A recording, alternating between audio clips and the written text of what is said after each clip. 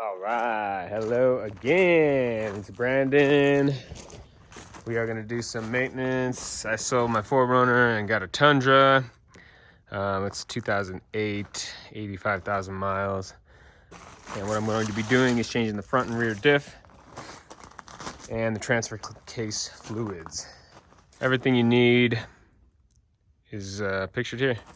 I've got a 24 millimeter for the fill plugs. I've got a 10 millimeter hex for the drain plugs. I've got my torque wrench for closing everything up. I have new crush washers for everything. There's 6 there, 2 per front diff, rear diff, and transfer case, 6 altogether. I've got a wire brush for the filler plugs. You want to scratch around that area and kind of make sure there's no dust and debris that's just like sitting right there, so that when you open the bolt or the drain plug, the filler plug, a bunch of dirt is not just falling right into there. Don't forget your beer. This is an easy job, so it shouldn't be frustrating or shouldn't have any stuck bolts or any weirdness at all. So I'm thinking 1 beer should do the trick. Step 1.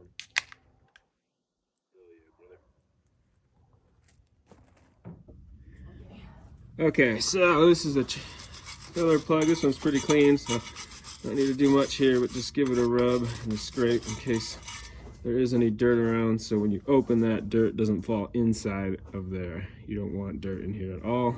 So just repeat that process on the filler caps of all 3. So front diff over there, transfer case filler plug, as well as the rear diff filler plug. Let's give it a good clean. Here's the front differential. Get up in there so you can see. It's pretty muddy, but not where it matters. So that's the, obviously, drain plug. But here's the master mechanic tip. Never remove this until you 100% know that you can remove this. If this is stuck and you accidentally drain this, now you have a differential that's empty. So always make sure that that is not seized and that can loosen before you pull this. Now, having said that, I like to loosen this, but then leave it in place so that when I pull this out, the stream of oil shooting out is lessened, because it doesn't have, it's a closed system, so it has to burp. So then it kind of helps trickle out, and it's a little less messy for the drain pan splashing and my camera and all that, I'm gonna punch this. Nice. Okay. So again, this is just verification that you can indeed break this. Woo! God damn. Okay, again, verify it's seated all the way so you don't strip. Oh, yes. God. Fucking damn it. You did it! Woo. That was insane. So that's like a 20, don't quote me, I forget. It's like 29 foot-pounds. So whoever tightened that is a fucking moron. But it's all good. I got new crush washers. That'll be fine. Get your drain pan ready. I could see the crush washer is right here. And because my filler plug is still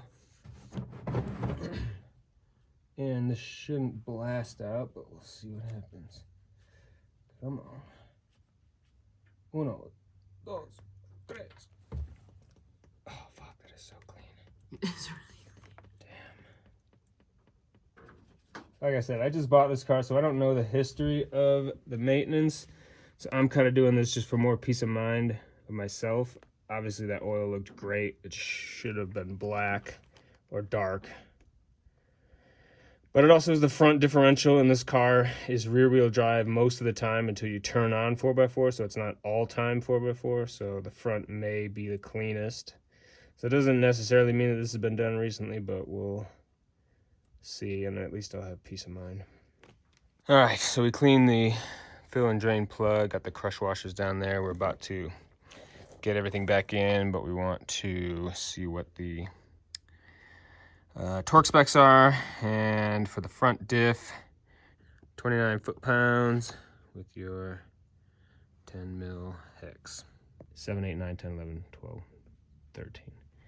You are 29. That is honestly not that tight. It's kind of scary, but I've triple checked. And that is indeed correct. All right, so now all I gotta do is put more fluid in there. That's it. So you basically just pump until it starts overflowing out the top. And then you let it overflow until it's not overflowing anymore. Ugh.